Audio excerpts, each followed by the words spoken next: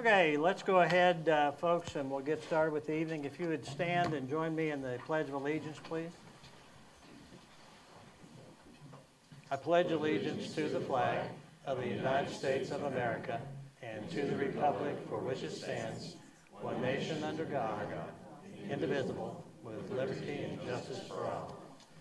Thank you very much. So I assume that most of you have at least a general idea how we're going to do that, but in case you don't, you'll see the agenda has public hearing, and then regular city council meeting. The first public hearing will be on the issue of whether or not the council wants to go above the revenue neutral rate for the 2025 budget. The second public hearing is to adopt a 2025 budget. And the third is what it says. It's a regular city council meeting.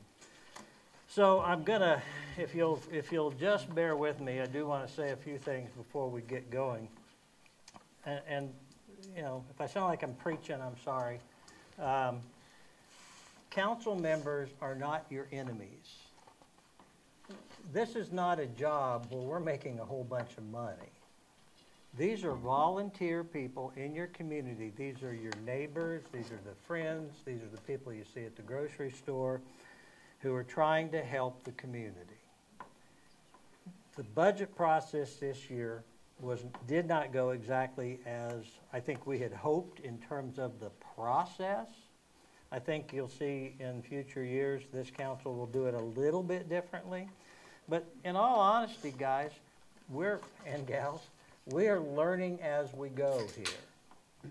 We very much appreciate the professional leadership we have, but he's leading us, he's helping us learn as we go. When you're considering the budget that we're going to present, I would ask that you use your common sense, that you trust what you can see and hear. There's a reason why hearsay information is not admissible in court. That's because what one party says, another party said, is you need to be there, you need to hear it, you need to have somebody who heard it firsthand. So I would ask you not to get your opinion from people with axes to grind, but from what you see and hear. And for that reason, I ask you to watch the city council meetings. If you have any questions about what's going on, they're available to you on the Kent City website. You go to the website, there's a big red button, you click it, you get YouTube. Or you can go to MCTV 20 Live, where you can also get the Marion football game, and click on there and search for the city council meetings. You can see for yourself and judge for yourself. We do have tonight our city attorney, Brian Beena, here with us. We also have a CPA from the Lloyd Group. Lloyd Group, very, very well-respected statewide regional auditing company. John Regier is there with Brian. We also have, of course, our city administrator, Mark McInerney, and they're going to be here to help us deal with your specific questions. Those who wish to speak about, and we're going to go into the revenue neutral hearing first, who wish to speak about that, you're going to have 5 minutes to do so. We would ask that you come up and use the table and the microphone so that those who do watch at home will be able to hear and see hear what you have to say. After that, we will have the budget hearing itself. The same rules will be in effect. I will shut up eventually, I promise. Last thing, and this is something that actually John and I talked about. A budget is a guideline. The state requires the city to create funds within the budget. Within each fund are line items.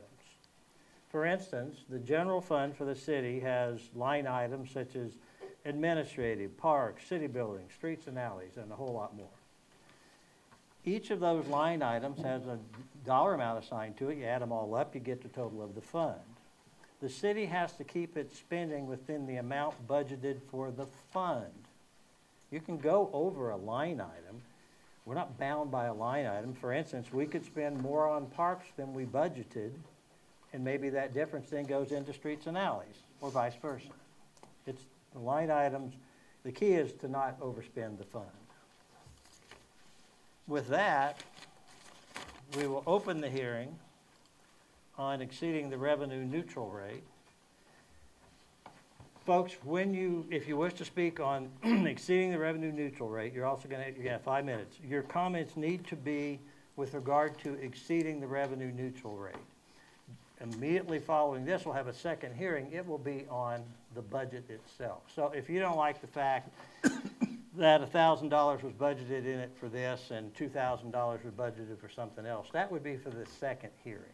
This one is about whether we should exceed the revenue neutral rate. And with regard to that, let me just give you a little more information. Our current 2024 tax rate, the mill levy, is 74.783 mils. So right around 74 3/4 mils. What is proposed for the rate for the upcoming year, 25, is 70.8 mils. The revenue neutral rate, and that's the rate that the mills that would put you making or bringing in the same money as the year before, is 68.13. So to summarize that, the proposed levy is 4 3/4 mils lower than this year's mill levy. It is 2.6 mils above the revenue neutral rate. Keep in mind that the mills are applied to the assessed valuation of your house or your business or what's in the city. If the assessed valuation goes up, a mill generates more money than it did the previous year if the valuation was lower. The 2.6 mils that this proposed budget, that's what we would be above the revenue neutral rate, 2.6 mils, will generate about $36,400 in 2025. I mean, don't take me down to the penny on that, but right around there. So what's that mean? Well, if your house is worth $100,000, the difference between the revenue neutral rate and the proposed budget, that 2.6 mils, will be $29.90 on your taxes. So right around $30. That's the difference between the revenue neutral mill levy and the one that we're looking at adopting. So that's just background. With that, we'll mention it's page 13 is the numbers that you're referencing. If you have the budget, it's page 13. thank you, For Tim. finding those numbers, so you understand what he's referencing on that. So with that, we will open the meeting for comment on the issue of whether the city should exceed the revenue neutral rate. Anyone wish to speak on that? Darvin, just have a seat and state your name, please. Darvin Markland, Marion, Kansas, been around there since 1982.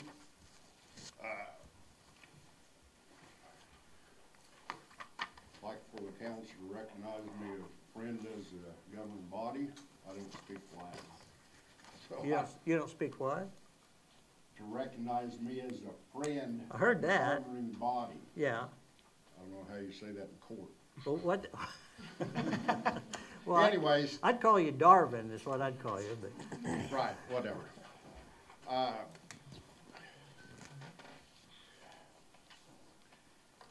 If we're gonna move this community forward,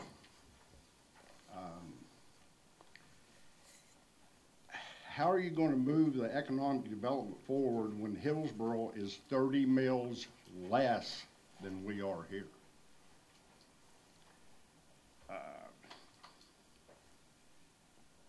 I do think it's possible to stay with the revenue neutral rate with savings from the $136,000 that we don't have to pay on the swimming pool no more, the $100,000 bond and the $36,000 that went towards the maintenance of it. We don't have a ball field that we have to pay on no more. I do believe we need a street sweeper, but the one that we have, we never bought it brand new. I don't think we need to go out and buy a $250,000, $300,000 street sweeper, a brand new one, but I think we do need a good used one. I don't really know why we need another excavator. I think that would be a savings there that we could save. Darvin, Yeah. isn't that more about the budget itself? No, because I'm trying to keep you revenue neutral rate, and I'll get to that. I think that we could invest the reserve funds with better interest rates with the state. We'd get 5 to 6% on the reserves that we have. Should be $2 million reserve. I would think that we should have that invested a lot better instead of getting $47,000 on interest. Huh? We made over 100,000 in interest in 23, and we don't know yet what we've got in 24. Well, it showed 47,000 on interest on the line item. Okay, well, I can't speak to that. But I do think there's better ways to invest it. As far as the equipment reserve, maybe we need some of this equipment, that's fine, but I think that, you know, we should have a long-term investment plan, 5 to 10 years, to look at all this equipment and put a little bit of money each year in each one of those if we need a street sweeper, a police car, or whatever, instead of just coming up at the last year and putting some money in there and then going out and financing it. We put $10,000, $20,000 down on it, and we go finance it, and we're paying 6-7% interest on some of that stuff we got financed, 6% anyways.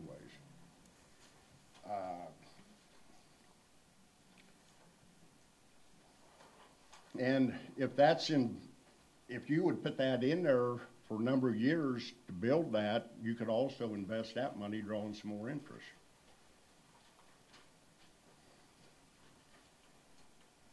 And you could actually, in order to do this, to hold the revenue neutral rate, you could make that cut within the reserve, across the board there in the reserve that you have now. And then you could make any other cost savings throughout the year looking at some of the spending, because I do believe some of the spending that I see, I really wonder if it's really for public use. I don't have a problem with some of it being spent out here, but when it's only being spent on 20 people, to me, it should be 30% of the public, not just 20 people here and there, or 30 people, 40 people. I think it needs to be better invested when we do that for bigger functions or whatever, instead of just having a low turnout on some of this other spending that we hand out with the businesses. Yeah, 30. When I was in business for 20 years out there, this money wasn't being handed out. Kevin, did you have money handed out to you when you was in tire business? Not that I recall. Exactly. So that's about all I got to say for now on this. But I do believe you could, if you would look at some of those savings and stuff, we could hold it revenue neutral rate. With Hillsborough, we need to be going backwards. How are we going to develop this community when somebody comes out here and looks at something and That's they 5 say, minutes, just so you know. okay, they say Hillsborough, you know, is 30 mils less, they're liable to do Hillsborough.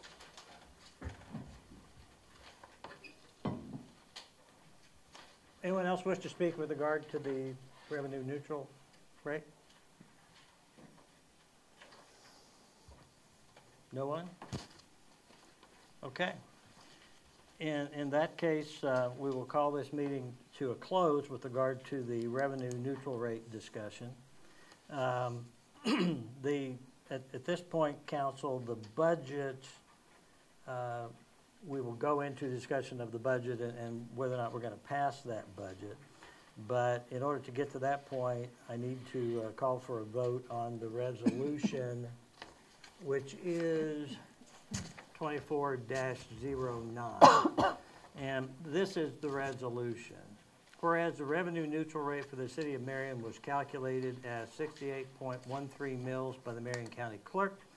Whereas the budget proposed by the governing body of the city of Marion will require the levy of a property tax exceeding the revenue neutral rate.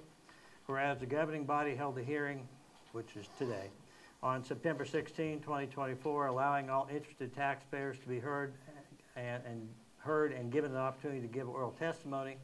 And whereas the governing body of the city of Marion, having heard testimony, still finds it necessary to exceed the revenue neutral rate, now therefore be it resolved by the governing body of the city of Marion, the city shall levy a property tax rate exceeding the revenue neutral rate of And I lost my number. 68.134. Okay, thank you. Is that, no? Yeah, 68.134. He shook his head, yes. Now, this is the resolution before us, council. If, we'll need either a motion not to do it or a motion to do it. If we vote to do it, then we'll move into discussion of the budget at the rate that is proposed and when we talked about last week, that is 2.6 mils above the revenue neutral rate. If you vote it down, we'll go into a discussion of the budget at the revenue neutral rate level. So, Mr. Mayor? yes, I move that we pass resolution number 24-09 to exceed the revenue neutral rate. is there a second? I'll second Hold up it. a minute. So there's no reason to have a budget hearing if you're gonna, when we done our budget. Darvin, drainage gets- Darvin, we're not going to do this, man. Come on. That's fine, but I But- don't understand why you're voting on that until you have the hearing, then you can vote. to Darvin, exceed it. Darvin, don't do that, man.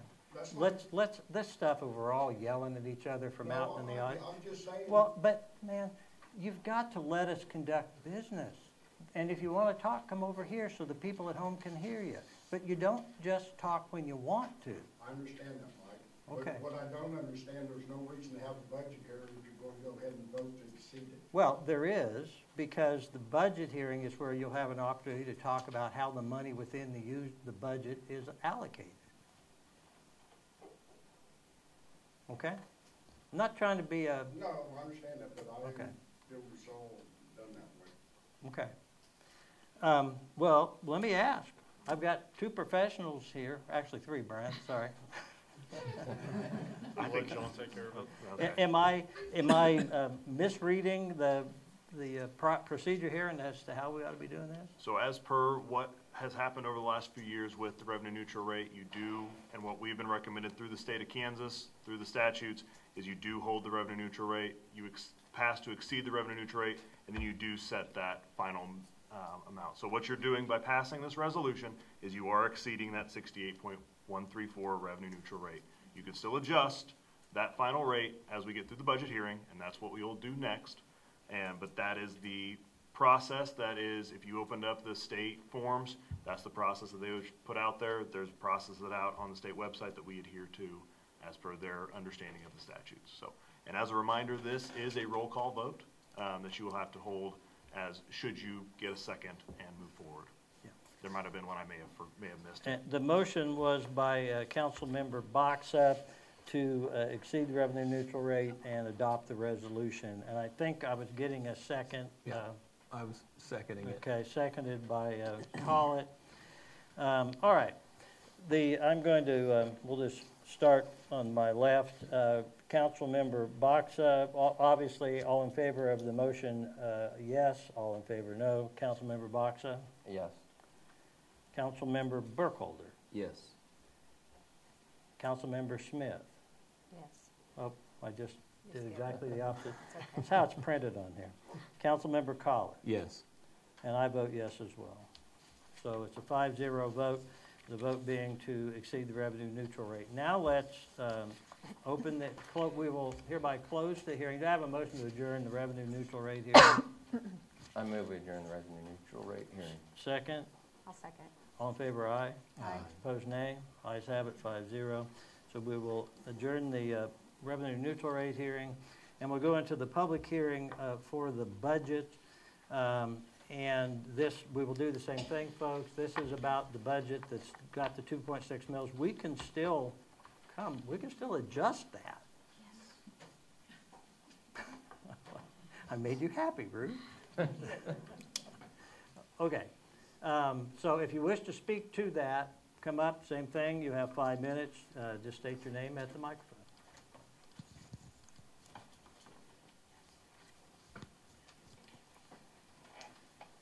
I'm just right here from Marion. Ma'am, yeah, go ahead over there because that microphone's not that great. So say your name again, please. Okay. I'm Edith Regier from Marion. I live down on Tanglewood. And I didn't bring numbers like some of you have. But anyway, I'm on Social Security, and my Social Security will go up maybe 2%. And I see where you increased certain people's paychecks by 25%. And I don't begrudge that to them, but I think there should be a way to adjust that. And well, I can tell you, my Medicare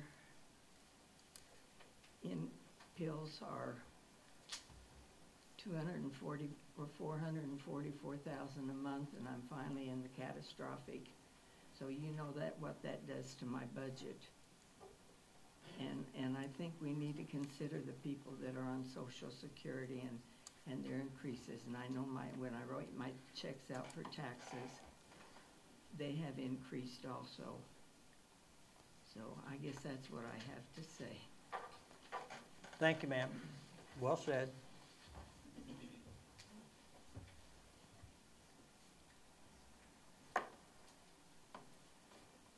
You wanna go?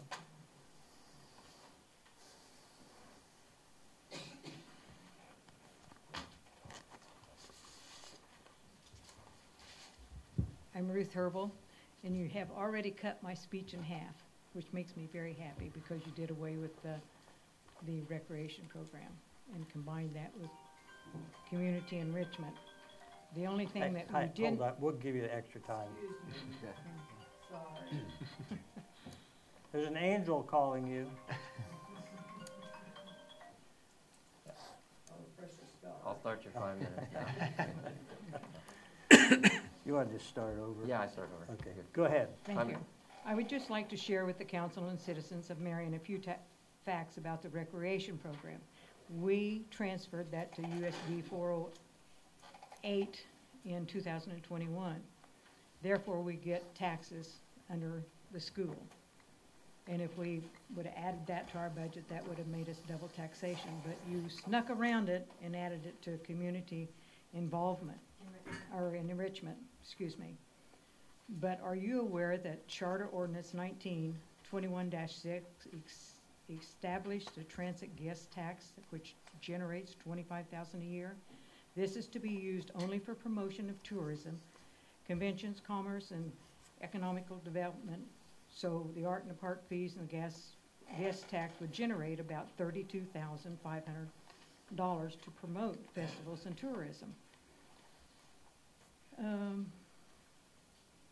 The rest of this is kind of non-essential right now.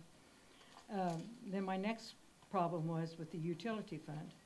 The utility fund is transferring $420,000 to the general fund. The question is, why more now than they have ever transferred in the past? For years 2018, 2021, 2023, 2024, there was $200,000 transferred to the general fund. For years 2019 and 2020, there was $150,000 transferred to the general fund. These 7 years were fact-checked, and I left out 2022. Nothing was transferred that year to the general fund. I lost my place. Sorry. Okay. In the 21 years that I have tracked the city, I don't remember more than $250,000 being transferred to the general fund. If the city transfers this amount now, eventually the utility fund could be depleted, and then they will raise your utility rates. Is the increase due to the fact that they no longer have the 3/4% sales tax in the general fund to spend? This sales tax was not supposed to be spent, but chances are it was. Overspending needs to stop. With the increases in taxes, we are making Marion poor. How many homes are on the tax sale because of delinquent taxes? How many new businesses have we got in the last couple of years? The taxes in the industrial park are so high that no one can afford to build there. In fact, we have a person here in Marion that's building a new building outside the city limits. One of the buildings in the industrial parks 3 years ago was taxed at $10,000. And I just kind of want to know why we are transferring $420,000 to the general fund. We will have less expense in 2025, $136,000 paid out of the general fund for what was the swimming pool. This expense ended in 2024. Thank you. Bruce, what, if you don't mind, No, I don't. go ahead and Go ahead. stay, because I'd like our professionals to give you an answer to that Oh, question. that'd be great. Thank you. Okay. I didn't really expect one, but I'd appreciate Well, we're it. gonna try, Okay. and we may not agree when we get done, but, well, who wants to handle that? Mark? I can start and go with John. First of all, on maybe the balance or the transfers and things. I think last year during your budget discussion, the recommendation was to take that industrial eco-devo sales tax out and put it into a separate fund, so we're doing. That's so. correct. That's what Scott recommended. Yeah, so that's what we're doing here. That budget authority is in place in case you do need to budget it to backfill the general fund. There's also extra. We have things that are budgeted, transferred that you don't have to do them. It's just kind of a guide. I will say, just because I've been in other towns, every town has their own philosophy, and, you know, I'm just in and out a couple days a week. Some towns keep their property tax low by transferring utility funds in. There's a town in southeast Kansas, as I understand it, been told, they have no property tax for the city. It's all to transfer utility. They have every utility known to man. So it's a different philosophy for each town. It just, I know towns that have the lower tax rate, they decide to do it by transferring the utilities. Some towns try not to transfer. Normally, there's kind of a percentage you like to do each year. Okay, but my fact was that we have 136,000 less than what we had this year because the school bond is paid off. So why do we have to transfer 220,000 extra then? Well, that may we're gonna try to throw it, I had someone mention, street sweeper and some road improvements, infrastructure type deals. But again, at the end of the day, we can decide exactly what needs to be done, but that was a theory behind it. Well, I just wanted to throw that out, Okay, thank you. you know. Ruth, I want to give you an additional answer to that. Thank you. That I don't know yet, and it could be, I don't know. I don't think this will happen, but it'd be great if it did. Maybe we could be sitting here a year from now and realize that we're better off than we thought we were, and we could drop the mill levy. Not only to revenue neutral or maybe something lower. I guess depends on what valuation does in the meantime. But I am, and I have beat this drum consistently with Mark, we have to hire some people. We need a full-time city administrator. Mark's doing a great job for us. I will be eternally grateful to him. He's a great guy, and he is respected across the state. But we need somebody who's here 8 to 5 or whatever every day. We need to get a police chief hired. We need to get an economic development director hired. I am really worried that the cost of hiring those people is going to far exceed anything we've ever paid. 2 reasons.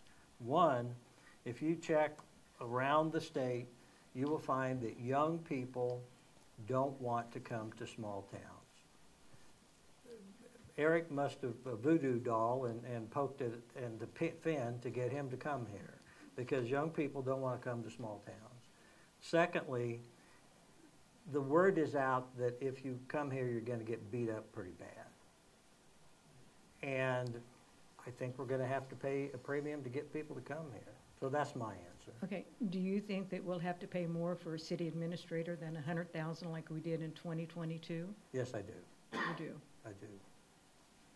I can tell you that Lyons, who I think is a comparable city, is advertising right now. They're offering $110 110. and a $30,000 incentive. Okay. Well, I appreciate your information. Thank you. I appreciate the questions.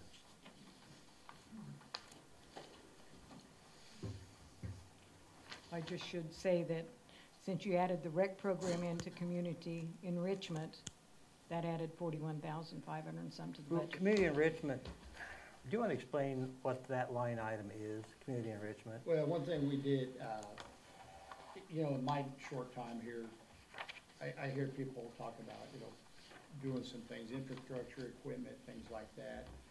I think that, again, you have a nice little town here. We put in some matching funds. I think there's so many grant opportunities out there. For example, if you're gonna do a CDBG grant, you're gonna have to come up with minimum 25, most likely 50 to match it. I think those are some opportunities you could have.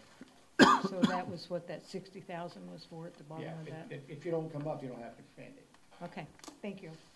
If it's an opportunity, then I think you might wanna look at it. Anyone else? This would be to speak about the budget that's before the council right now.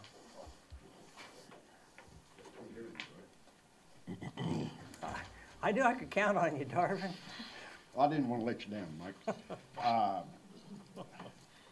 You know, we're talking $40,000 difference, you're saying now that we gotta pay an administrator, because we already budgeted a year ago 100,000, if not a little bit more than 100,000. With only having 2 officers on for the last year and a half, 2 years, off and on, that police department budget of $400,000 some dollars, there should be a pretty good chunk of money left over in that, with that much. How much money was left over in that as far as current, do we know?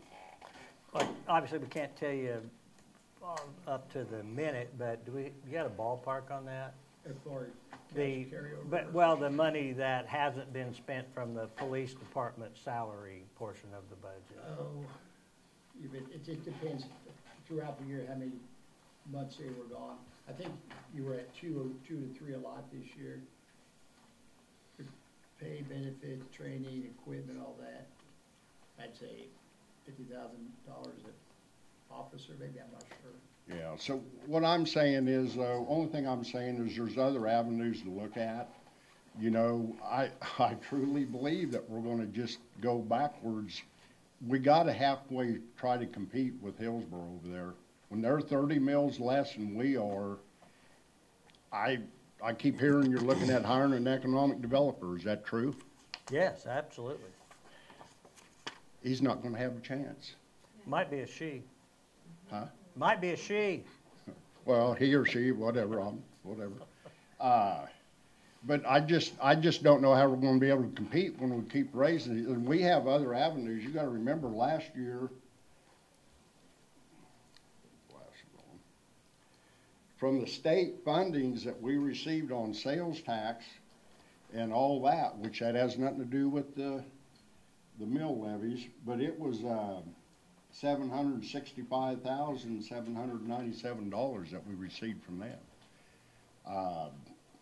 Through sales tax and special, the gas tax, and that was everything included in that.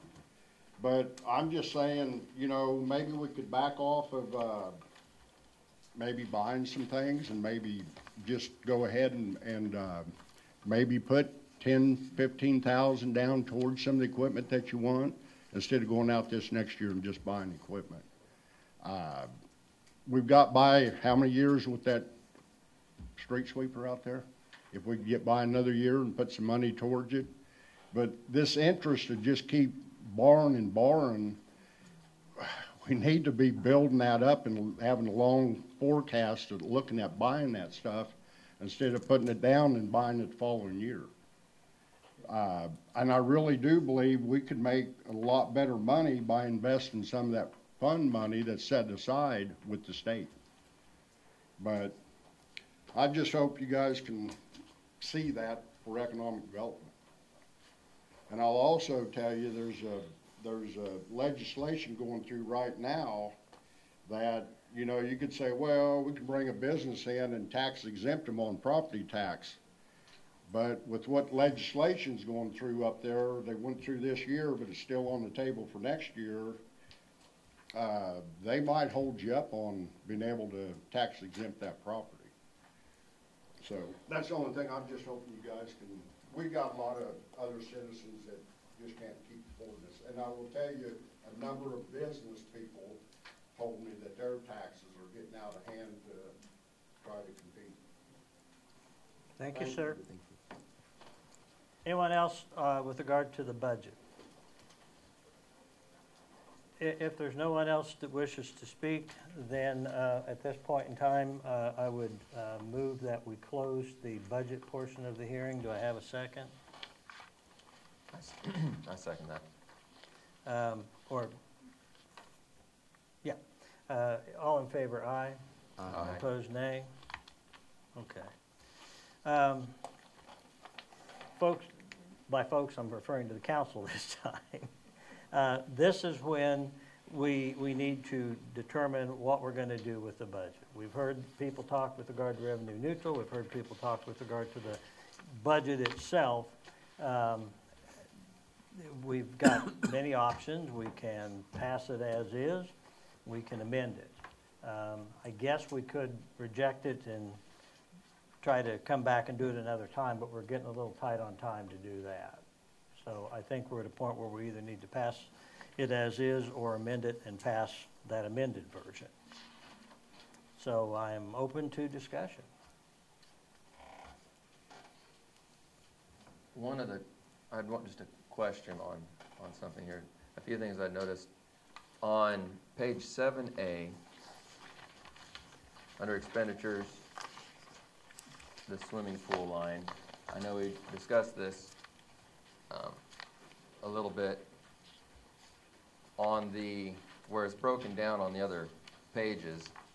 I believe that for the 2025 year was zeroed out, although it does show up on the general fund on page 7A. So it was. I think that goes to you, John. I think it was yes, I believe when I reprinted, it didn't pick up that page on 7A. But the copy that we finished up this morning, it is back to zero. Okay. And just. So that didn't affect the numbers. Correct. No. At the end of the day, we're going with the authority for expenditures and that mill rate. But it was one of those. I think I printed the detail and then didn't print that summary page when we talked. I think that's from last Monday. Okay. So I apologize for that. That's fine. So. Just want to make sure we're clear on that one.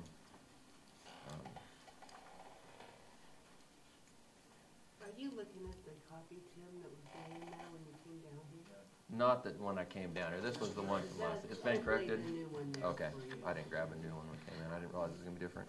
It should have been laying on the Okay. table for you. Here's your last share.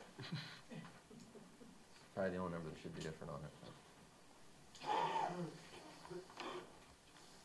And we've done some back and forth refining between, Mark and myself and Janet as we went through this over the last week, just to dial everything in to make sure we're all on the same page. So.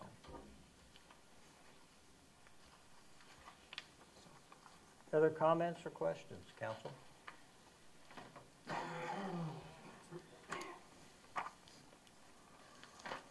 I had received a question from somebody in the community about unpaid taxes and how that figures into the budget, right? Obviously, every year there's a percentage of taxes that go unpaid and how that figures into the budget. And I think I've got the answer and please correct me if I'm wrong here, but that essentially there's a number that the county provides us that we use to account for that percentage of lost revenue. And so you essentially almost budget a little higher with the understanding you're not going to collect 100% of the taxes. Is that correct? Correct. So there's a delinquency rate that you get on when we're preparing the information. It's statewide on all municipalities, and so you kind of give a little bit of cushion there, knowing that based upon previous year's delinquency, we can't see the future of what's going to happen. So that does fluctuate year over year. So there's a little bit of additional piece, and you'll see it on each of the revenue lines of any levied fund. There is that delinquent tax. You can see how much came in. If you go just to the page 7, you have your ad valorem tax, which will be taxes that were levied and received in that current year of 2023. That next line down is that delinquent tax. So Gotcha. when we, as we prepare audits and as we go forward, that's where we note that as we confirm with the counties of how much, statewide, not just here in Marion, but that's how we can show that's your delinquency rate at that point. Thank you. Yes.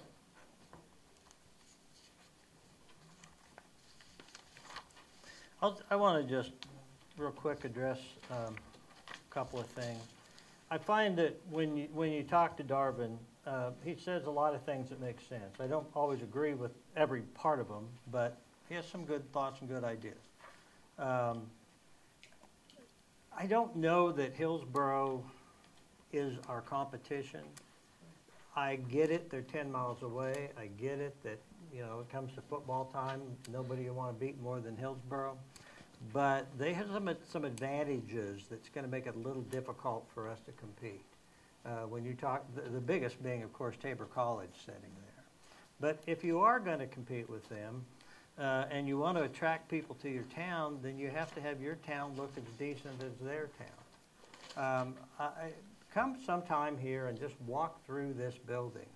As you walk out today, walk out and look up the stairs. Look at that carpet. Look at the dirt. Look at go to these bathrooms back here and look around. Compare that to what you see in the one in Hillsborough. Take a look at, I mean, they've just put in a brand new splash pad to attract young families with young children into their community. When all we did was have a meeting to talk about it, we got lambasted in this community. If we're going to compete, we have to compete on an equal footing. Don't know if we can do it with Hillsborough, but we certainly have to. We've got great school facilities. Look at them. They impress people when they come to town. We've got great medical facilities. We've got multiple doctors, physicians, or nurse practitioners. That's impressive when it comes to town. Where the ball's being dropped is by the city. I really, really hope, and there's no reason for me to think otherwise, that next year at this time, we can say, hey, we've got this worked out and we can drop this mill levy some more. But until we get through a budget that we have set with the factual circumstances that we have, I won't know that. So that's all I'm going to say. Council members, speak now or forever hold your peace. Well, and also just because, I mean, we passed this budget and this is what we propose, it doesn't say that we have to spend that. I mean, like equipment and stuff like that, it's still going to be brought back in front of the council, you know, for approval. So if we get 6 months into next year and things aren't looking good, you know, then we don't have to spend all that money that's budgeted. You just have to get it approved so that you can if those needs come up.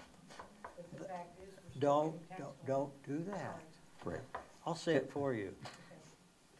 You're right, but I think the public has been used to knowing if they assess it, they're going to spend it. Right. And that's, I mean, I don't blame anybody for having that feeling, and I'm not going to promise we're not going to spend it. I would think it would be great if we didn't. I'm have not it. either, but I'm just saying that just We don't because we necessarily pass have that doesn't necessarily mean Yeah. that we're going to have to spend every penny that's in that. You're right. I mean, you know, all of us, we own houses and I have commercial property and stuff in town. I mean, we all pay taxes as well, and we don't like increased taxes, but like I said, you know, you want to keep your streets good. You want to keep, you have to have competent people to, you know, to fill the positions in the city, and in this economy, I mean, I mean, everybody knows it just takes a ton of money to cover all that kind of stuff. So, I mean, we're like Mike said at the start, you know, we're just trying to do the best job that we can to keep our community moving forward and make sure that we have money in place if we have some opportunities and to hire some competent people to fill those positions that we're going to need. So, I mean, I know you might not agree, but that's my opinion. Thank you. I think just given that every year, regardless of what inflation is, I mean, there's always inflation, whether it's high or low, there's always inflation. So we're always dealing with things cost more to operate and run and acquire than they did a year ago. The budget that we have laying in front of us, I think, minimizes that and really, right, I think it's a happy medium between making sure that we have enough budget authority to continue to operate the city and make things better while also minimizing our impact, right? Because we did take that into consideration last week, which is why we have this budget laying here at 70.8 mils versus sticking with the same mill rate that we had last year, right? That was a big concern of all of us that we all voiced last week. In my opinion, the mill increase that we're looking at is minimal. I just want to make sure. So you said $30, and that's over the course of the year, right? Yeah. So let's say a $200,000 house, double it, you're talking about $5 a month extra that is.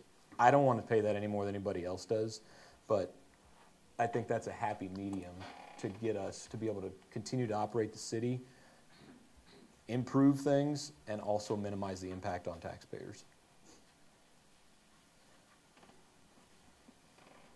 Anything from anyone else? I agree with that, and I think people, you know, we don't want to pay more than we have to, too. We all live here, too. But I do think is it perfect? No, but I think it is a happy medium. I saw a hand go up in the audience, that's why.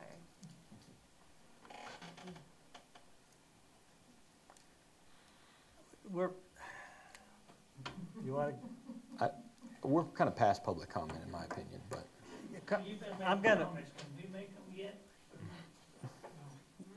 that's what that whole thing was all about.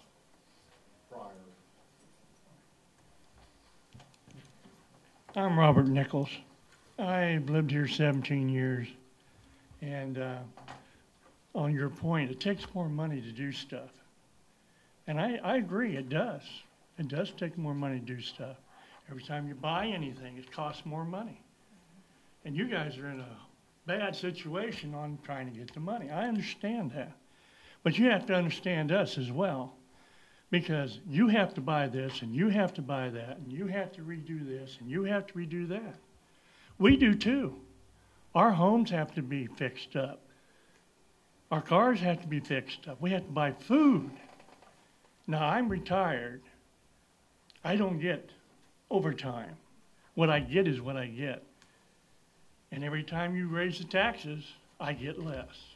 Pure and simple. The government's not going to help me. Pure and simple. I agree with you, but you have to understand us as well. That's the only thing I'm trying to get across. and I think the point that, if I can jump in here. Yeah. That we were all trying to make there is that we buy the exact same things that you buy. We buy milk at the grocery store. We have to repair the same cars that you have to repair. We have to buy all the same things that all of you have to buy on a daily basis. We are all affected by that too. To the gentleman in the green shirt, if you didn't understand when was the opportunity to be heard, then come on over. It's not going to kill us. I apologize for missing the opportunity. My name is Lawrence Lambert. I moved here 6 years ago or so, and it's been my joy to have the property that, having been a farmer, rancher, military, and then 30 years in the ministry as a pastor. I prayed for you. I went to the council. I want you to know that. I guess I can say that here. But I'm about ready to be taxed out of my property. This year's hit me hard in the escrow aspect of my mortgage. My name might have been in the paper. I think that's horrible. I guess it's public knowledge. But sometimes I think in the paper, are we trying to shame people? You know, surely there's another way, a letter to the people who are in arrears. Fortunately, my name wasn't in there. But the handwriting is on the wall. You talk about no young people to come. I understand that. But I came here not for the lake or the reservoir. I came here because of family. And I have given between 600 and 700 pounds of produce to the food bank. I'm not proud of that. I don't even want to be noticed for that. But I do that on my ground that I have here in the city because I enjoy growing things. But the taxes do hurt, not just lower income. I think of the impact on the $500,000 that people can't pay. That's going to get worse. And I know your job is hard. But like the gentleman said, you need to hear, to me the handwriting is on the wall for me and my wife, that we may have to sell and move. I love Marion. And But it's tough. And I think more of individuals that are having a hard time. And you don't have an easy job, and I pray for you. And I thank you for your time. Thank you, sir. Thank you. Could I make one more comment? I think we're at this point, threw it out the window. Rock and roll. One other thing to keep in mind here is that while the city itself is the one that's continually lambasted for taxes and this and that, we represent roughly 1/3, not even 1/3, I think, of taxing entities, right? So if you are upset at tax increases, you're not just looking at the 5 of us, right? There's also the school board and there's also the county commissioners. So if we're really upset about all these things, I would encourage all of you to go to those meetings as well and voice your concerns to them. Now, I understand that we're the ones that continually get raked over the coals for different things, but I think it's important to keep that fact in mind as well. Anything else from anyone? The county held revenue neutral rate. Anything else from anyone? I have something to say. Over here. Whoop, whoop. Okay, fine. Well, people at home that watch these or wherever they are need to be able to hear This you. is only one sentence, basically. Okay, Arlene. Okay, sitting here listening, and I do not live in the city, but I grew up around here. My name is Arlene Sticker, in case you don't know who I am. Zach Collett made a little comment over there about he buys milk and all that kind of stuff. That's true, but you're not on a fixed income. Many seniors are. So that makes a difference. And that's all I have to say. I believe in being truthful. Thank you. You're welcome. I think that the folks' comments are well taken. It's a balancing act. I don't want to, I think we need to make a decision here, and I don't want it to appear that it's like, okay, you said your thing and we didn't pay any attention. I think that stuff went into consideration as we went forward, and as I said, I hope next year we come back here and we're in a different situation. But at this point, I think that we have a budget we can work with. I am hopeful that we will be able to make it work well for the city. And I'm going to make the motion that we pass the budget as presented, which is 2.6 mils above revenue neutral. I'll second that. Have a motion and a second. Any further discussion among the council members? No discussion? All in favor? Say aye. Well, no, let's do a roll call on that as well. Councilperson Smith. Yes. Councilperson Collett. Aye.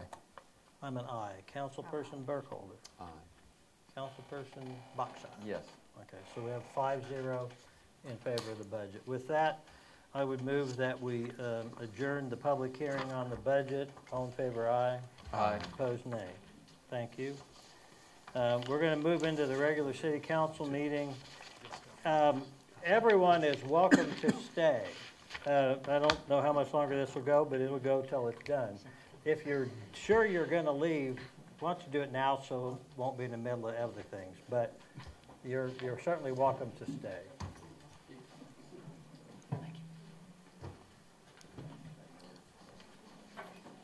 We've already done the flag salute, so I'll call the regular city council meeting to order. With regard to the agenda for the regular city council meeting, do I have a motion to approve? I'll make that motion. Moved, is there a second? I'll second. Moved and seconded, all in favor, aye. Aye. Opposed, nay. We will approve the agenda. With regard to the consent agenda, anyone have any questions with regard to, or comments with regard to minutes of the two meetings or anything else?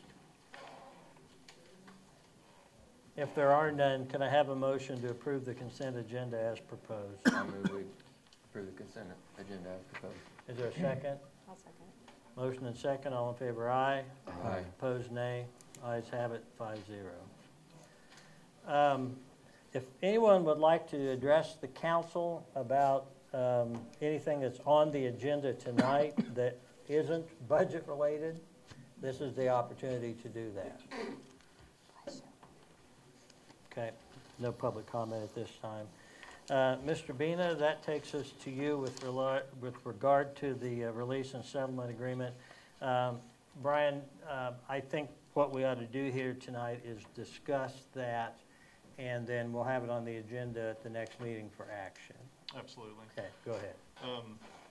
So as I believe you're all aware, I've been working with John Sill. He's now an attorney at McDonald Tinker relating to the property at 1004 Thought in the industrial park. This is the property that was purchased from the city back, well, the contract was signed at the end of 2021 by Brett Unruh and Ashley Unruh. There have been a lot of issues from James, code enforcement, relating to that property, issues that the contract was not completed, as far as the Unruhs failing to build a structure that they had indicated they were going to build, which was an essential component of the contract when the city sold it to the Unruhs. My discussions with Mr. Sill have gone back and forth as to possible resolutions to that issue, and I have a release and settlement agreement that I want to submit to the council for approval that is effectively going to return that property to the city, and the city would return the purchase price to the Unruhs. This will be effective if the city wishes to adopt it upon execution by the city. The Unruhs have already executed this document. Effectively what we're doing is just taking the property back so that the city can move forward with it for hopefully new and productive uses. Questions of the city attorney? So, Brian, you presented that to us, then we'll put it on the agenda for action next meeting. That'll give the public an opportunity to comment if they wish to do so, and we'll go from there. Certainly. I will get this scanned in, send it to Mark so that he can send it to you all, and certainly if there's any questions, let me know and I can come back. I think they still do have some property out there on that lot. So Oh, would that address be, there's a that. pickup out there, Yeah. because I was just by it today and some Yeah. other Absolutely. stuff. So the situation with that is obviously they still own the property. Yeah, Okay. sure. Once the exchange happens, we will be presented with a warranty deed for the property. They will have time to remove any items that they have, and if they fail to do so, we'll take action at that point. Gotcha. We can basically declare it to be abandoned property, you give them a notice, and then you take it and do what you want with it to some extent. Yeah, and it's going to depend what the property is as well. You know, if it's a vehicle that has some salvage value, and after the abandonment period, we can contact the company to come and get that. If it's junk, we'll abate that and then send a bill to them. Gotcha. If it's really bad junk, we'll put it in your yard. Thank you. Okay. You're welcome. I wasn't thinking you, I was thinking Brian. Thank you, Brian. Not a problem. Mark, I don't, oh, Darren is here. Darren, do you want to speak to the crack and seal at the runway? I believe you were given a document that's the bid tab results.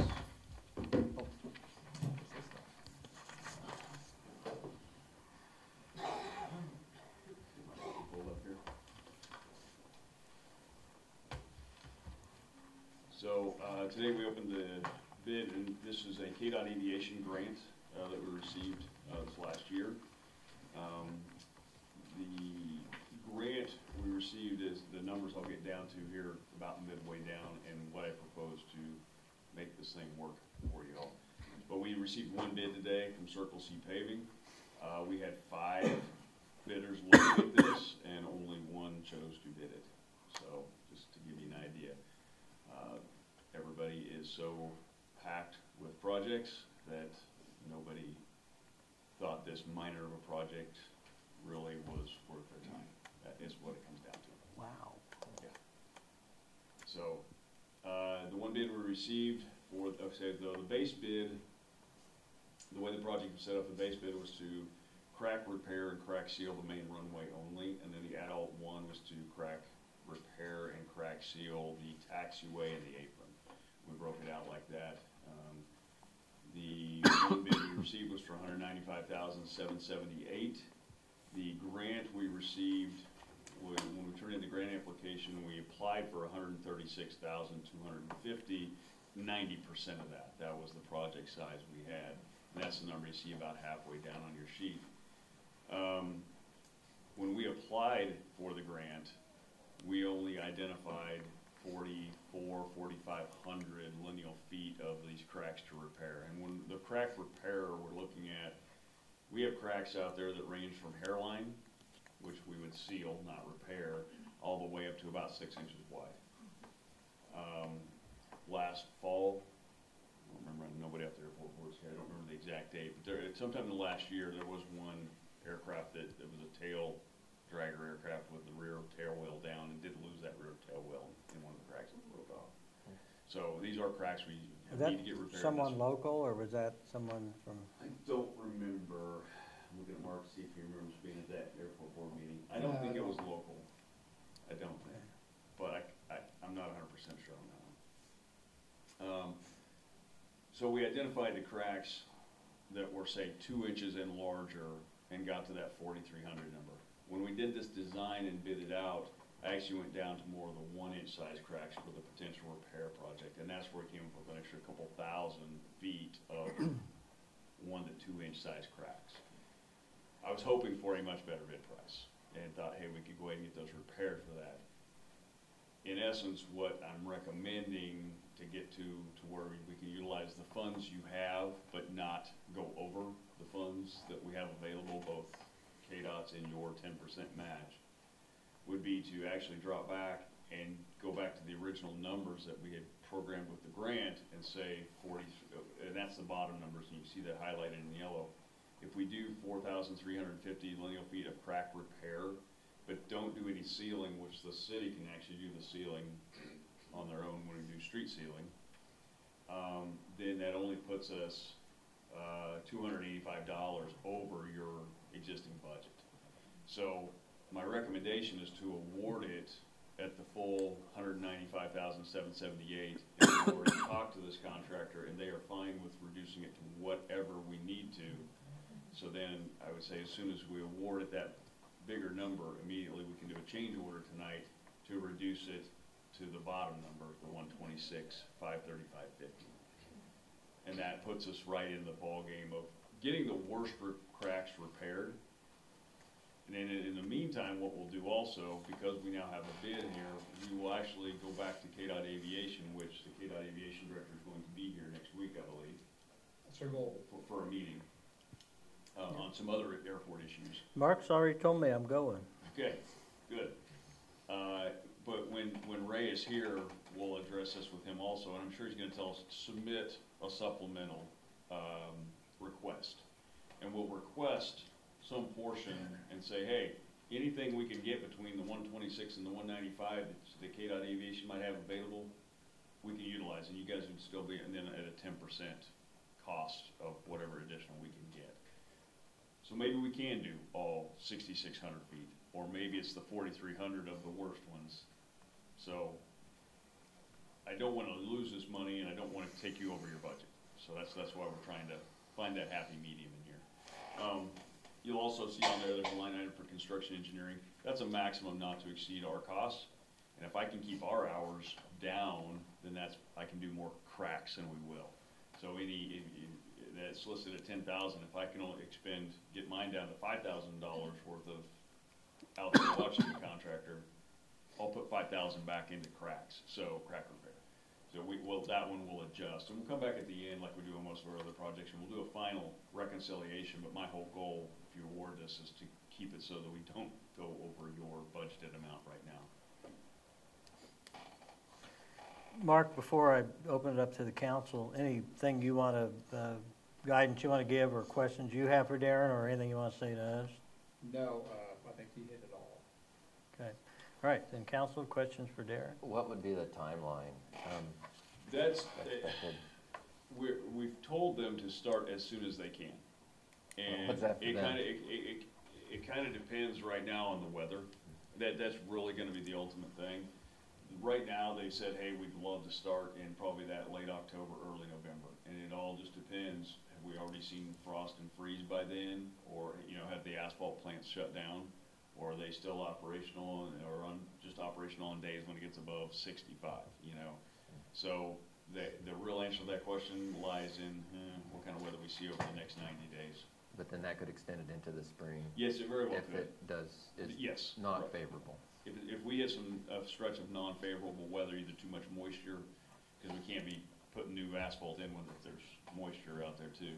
So either cold or moisture, we'd back off timing wise, which doesn't help our pilots out with how bad things are out there, but at the same time, I don't want to try to do something when it's not the most conducive weather, so it's going to shorten the life of what we do. Yep. How long does it fix the cracks for? I mean, in the summer, are they gonna expand more? Boy, you're asking some good technical philosophical Sorry. questions. Can I take the next hour to explain this one? No. The best answer to that is asphalt never should have been used in the states of Oklahoma, Kansas, or Nebraska. Reason being, you look south of there, Texas, they don't have the temperatures that get cold at night or seasonally into freezing type temperatures. You look at the Dakotas, they never get hot enough, long enough, or the swings that we do in these middle states. Right. When asphalt sees that swing during the year so many times, it starts shrinking and getting brittle. Yeah. And it never gets hot enough, long enough for it to become fully pliable again to where it gets kneaded like bread. Therefore, we get thermal cracks. The best example I can give is if you drive down a highway, at one of our asphalt highways, any of these that have been just recently redone, and especially if it's the ones where you see an asphalt paved shoulder. Out in the driving lanes, you'll see a crack or what we call thermal cracks about every 50 or 60 feet on average. But you look at that shoulder where nobody drives routinely, or shouldn't be driving routinely, and they're about every 10 feet. And that's because you get that differential of driving. Out here on the highway, semis, regular cars, everything else need that asphalt and keep it pliable. You don't out there. Runways are absolutely the worst because when we do have full airport traffic, an aircraft only weighs 9,000 to 10,000 pounds on average. About not a whole lot more than your normal car. Right. And also, on an airport, the middle third of a runway never sees any weight because as an aircraft starts to take off, all the weight's transferred to the wings and the aerodynamics. So we see very, very, very little weight on runways, so it never gets the action in asphalt runways. So asphalt as a whole is not great unless it gets a lot of use to keep it pliable, and on airports it's just not, but it's the much cheaper option for large projects also.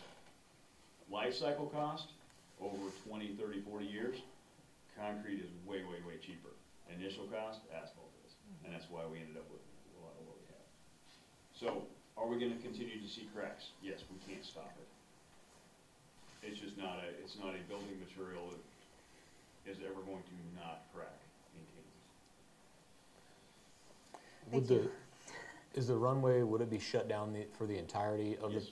the thing? So let's say can we get it, I mean, We put in the documents that if they get started, they have to get it patched back, so we never let them tear out more than they can put back in that. so they might not finish the project, they might get, let's say, halfway done, Correct. shut down for the winter, runway would open back up, shut it down again next When we talked to the spring. specific contractor, we said, hey, you can only get about a day ahead of yourself on the removal. Okay, Yeah, for that very reason. Yeah. We did not want our one runway, paved runway down for an entire winter. right, okay.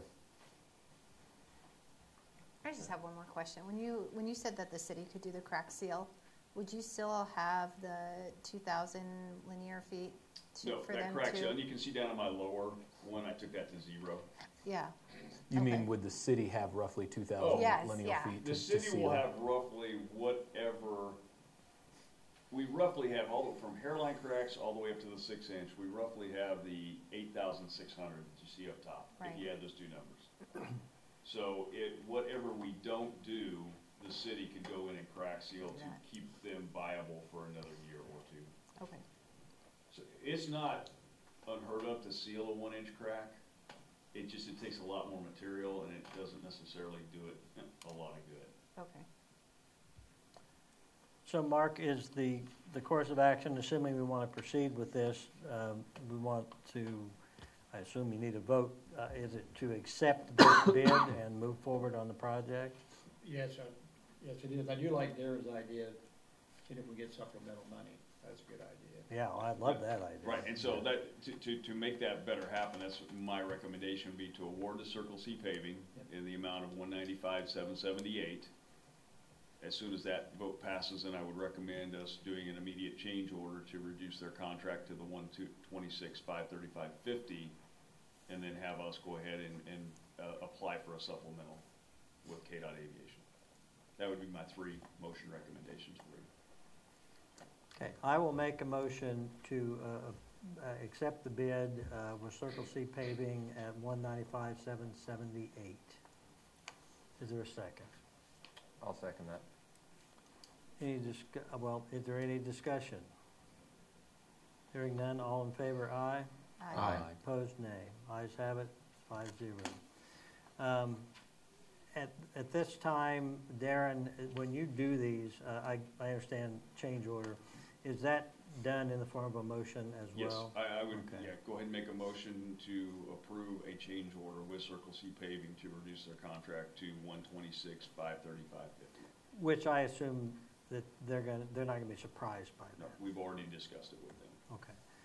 Then I will make a motion to do a change order for the bid we just accepted, reducing it to $126,535.50. Is there a second? I'll second. Motion and second. Discussion? No discussion. All in favor, aye. Aye. Opposed, nay. Ayes have it, 5-0. And then my third recommendation for a motion for you is to have us go ahead and apply for a supplemental with KDOT Aviation to see how much of that difference we could potentially get back. When does that, is there a deadline? So with a supplemental like that, it can be turned in anytime during the year. There is a specific grant deadline with KDOT Aviation, but that's for a new project. For applying for emergency funds or these increases, we can do that anytime during the year on an existing project. I'll make a motion then to apply for supplemental KDOT grant funding. I'll second that. Discussion? No discussion. All in favor, aye. Aye. Opposed, nay. Ayes have it, 5-0. The other reason I did that for the community members too, the reason I wanted to go through that process with officially doing the change order is it shows that keeping to your original budget is very important to you, and that we needed to do that, and that way if we have that in the minutes when I turn in that supplemental, it shows why we're asking for the supplemental and where that number's really kind of come from and how we derived it and what kind of drove it. So I'm also going to have Janet supply us with the minutes from all of the meetings tonight, the hearings and everything, because that can also be part of that. It's crucial to the community as well as the council to keep the budgets at the budgets, so I can use that as part of this justification too. Darren, Sir? I'm just thinking, I bet those people who left before your presentation are kicking themselves, because that was riveting. Oh, I can't wait for Friday night.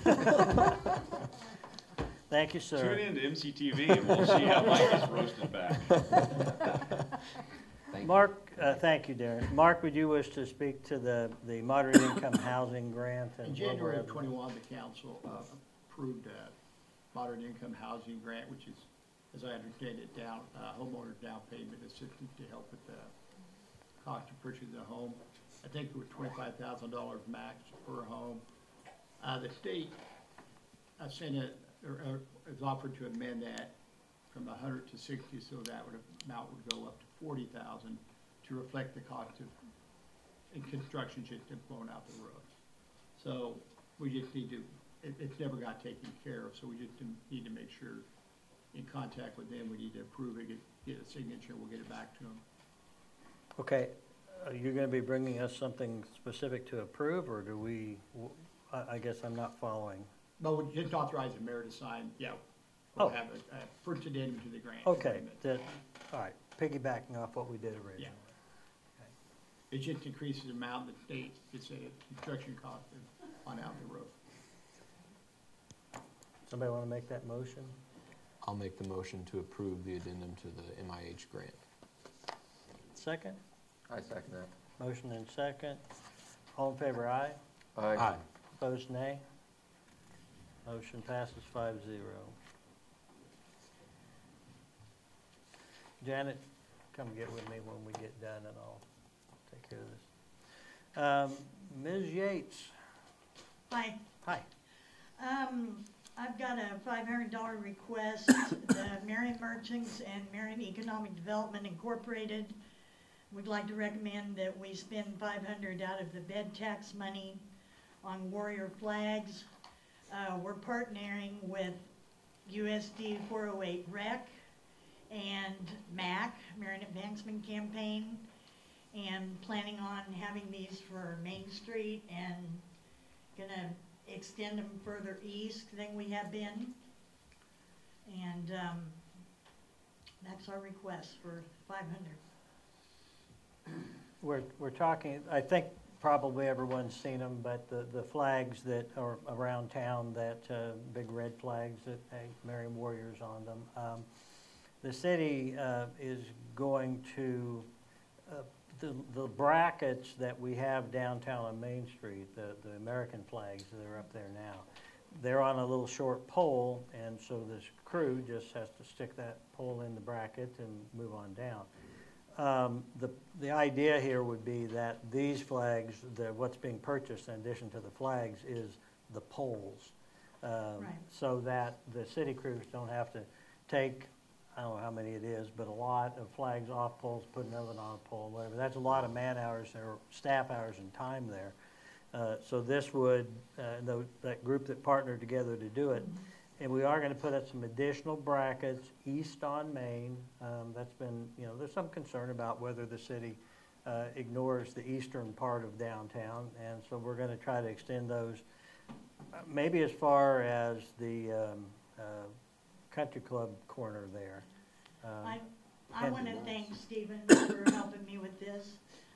Stephen helped me with the purchase of the poles and the brackets, and frankly, it's his crew that does the work, so. So he really should be sitting there. That would be great.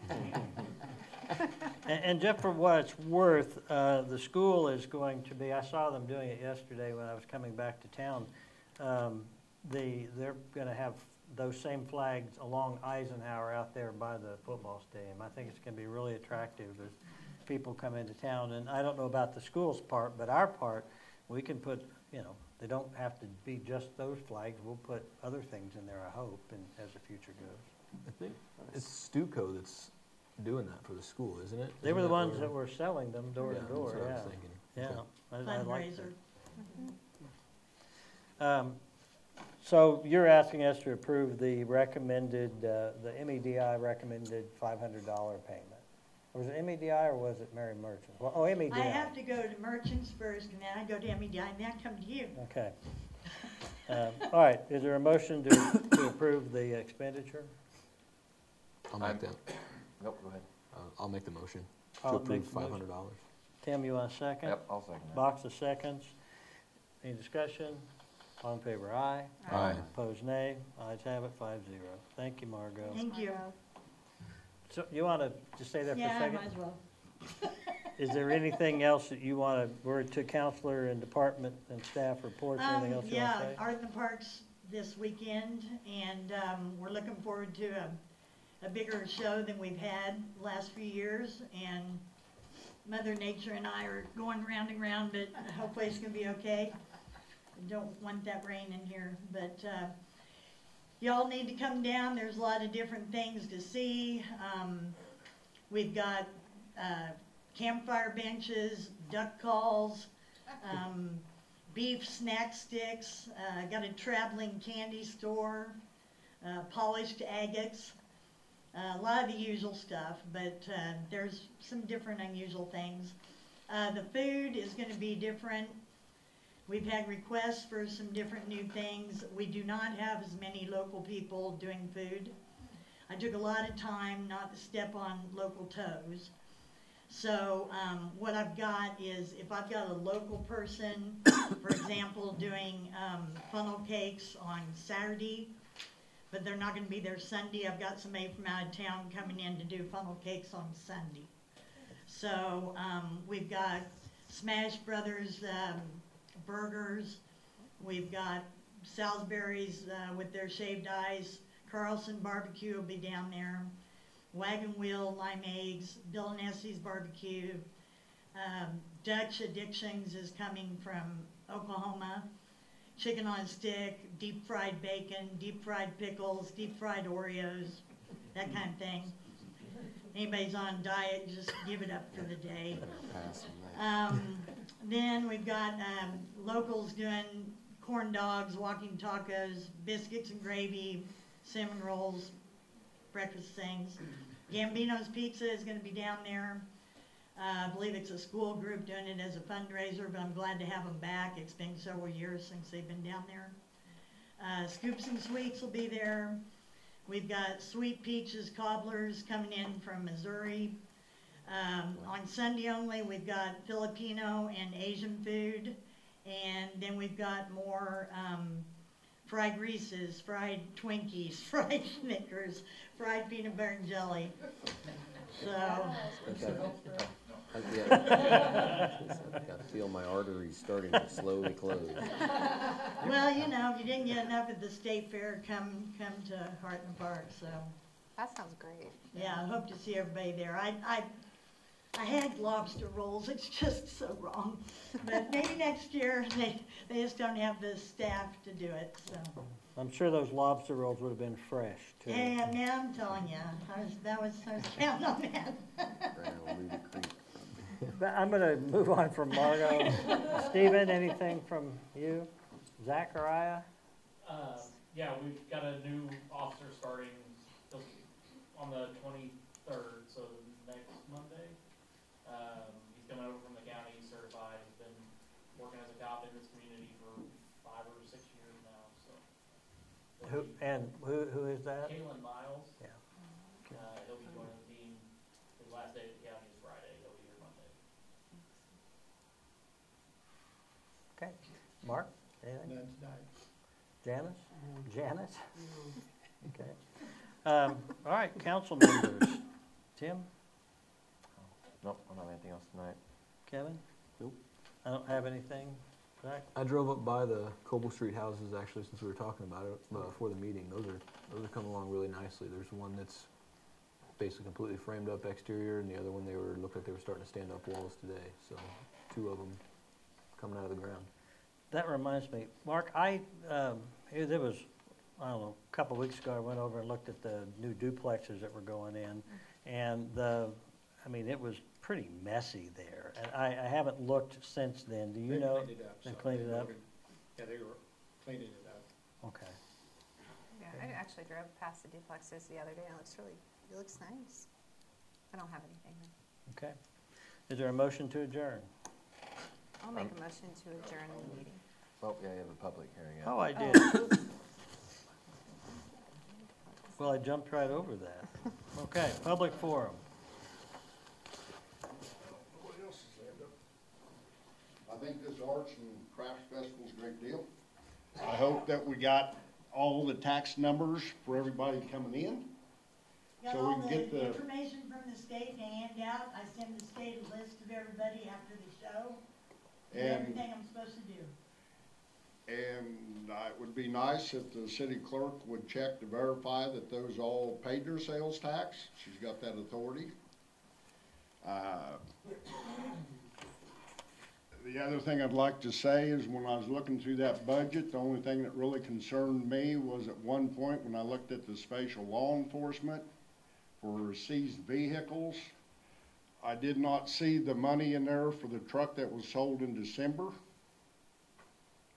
itemized on the spatial law enforcement budget, about $560 Purple-Wave.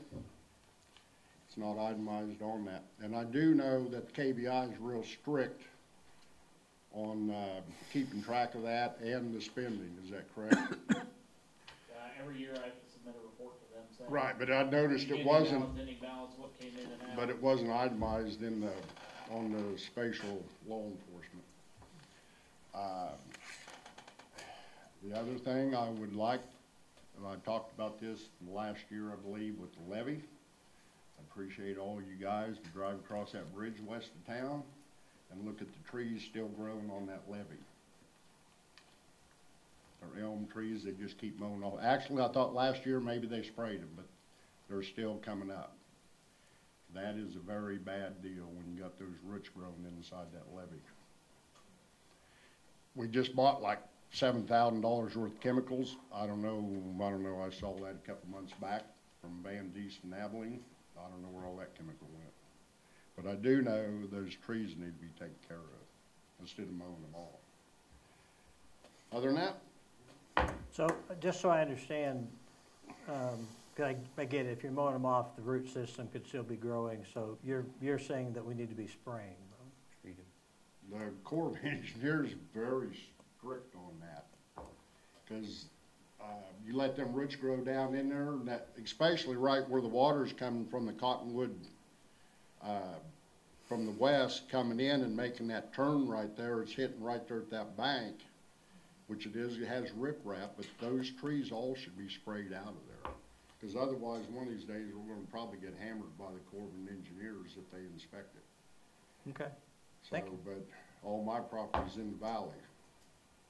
And I think the Corps is getting ready to come next month or the month after to inspect it. So we have no representation in the valley. Got anything you're happy about, Darvin? Huh? Absolutely. We'll talk about it after the break. I got some more time coming up here in a minute. It says right there at the bottom. I'm gonna bring you some happy. Good. Before you do that, I do apologize for getting out of turn. I would think.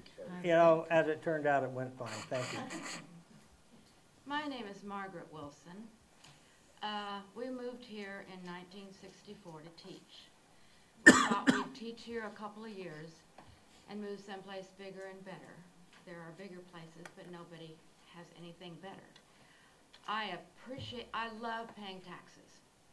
I love paying taxes. I will. I love paying taxes because I appreciate the good roads we have. I appreciate the good police protection I have. I'm living by myself now, and I depend on my neighbor, Kevin Burkler. Anyway, but I appreciate the police protection. I've never been afraid in Marion. I appreciate our utilities. We have consistent water. We moved here initially from a little town in western Kansas. They have no grocery store. They have just this little bitty hospital.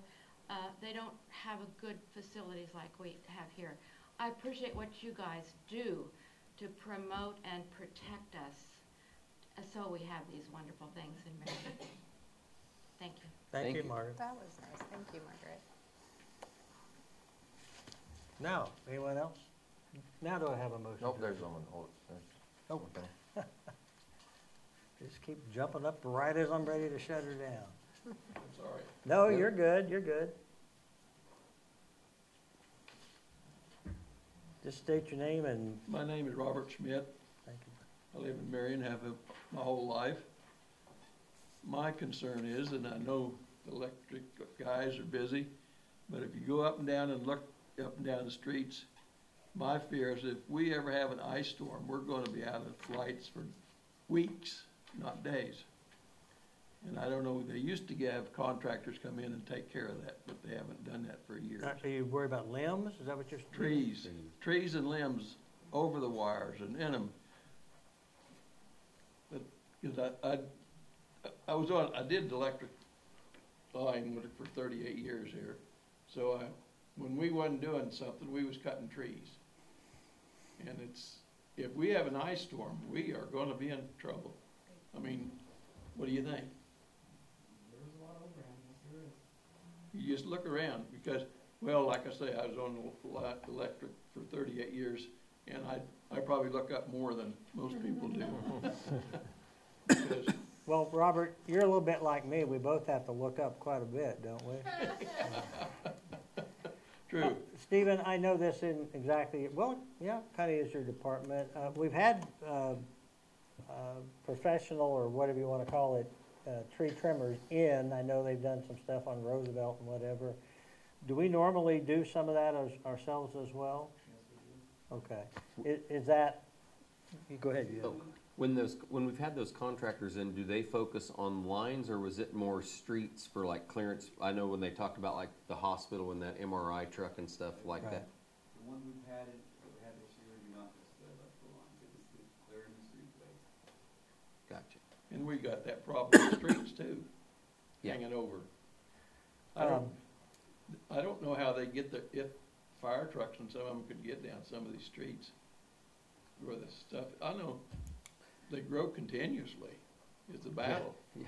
But that's all I got to say. Thank you. Yeah. Mark, let's look into that and see what, Do you past procedure's been, or what we need to do that's different or whatever.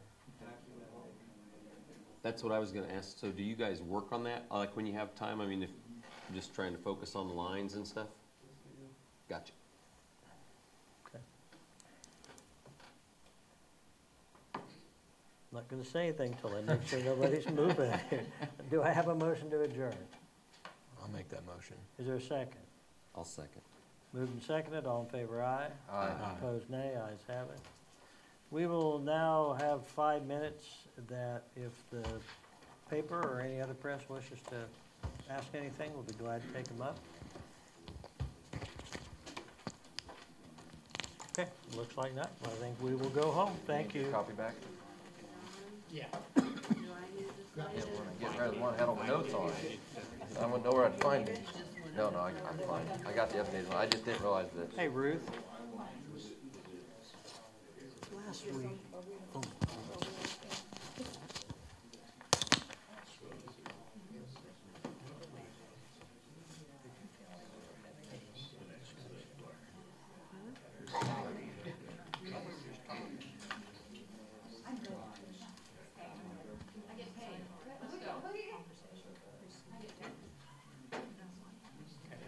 I sure did.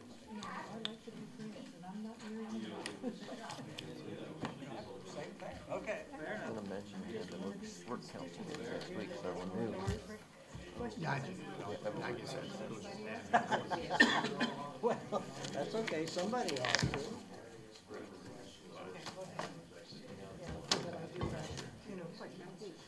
I got it.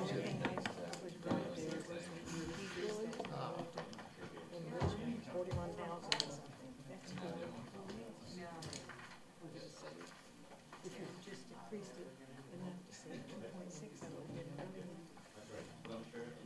I hear what you're saying, and I'm not necessarily arguing, because you could be right.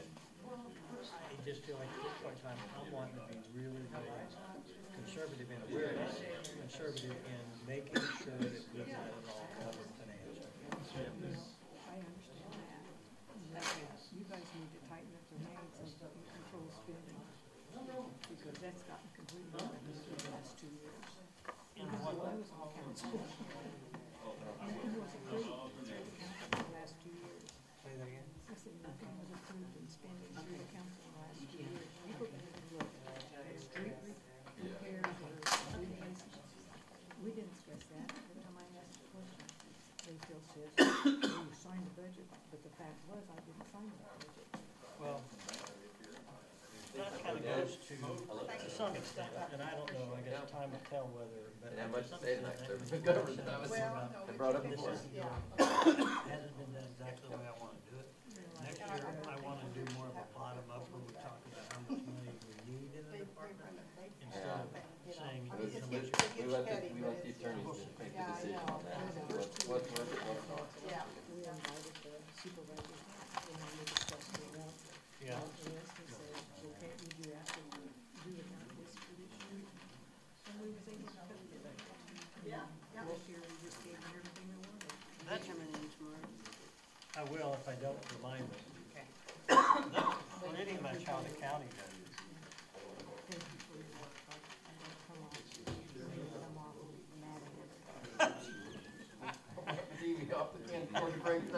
He said to me the other day, when I was just simply standing around listening to his conversation with Ridley, he says, "Don't look at me like that, because you know how I was looking at you."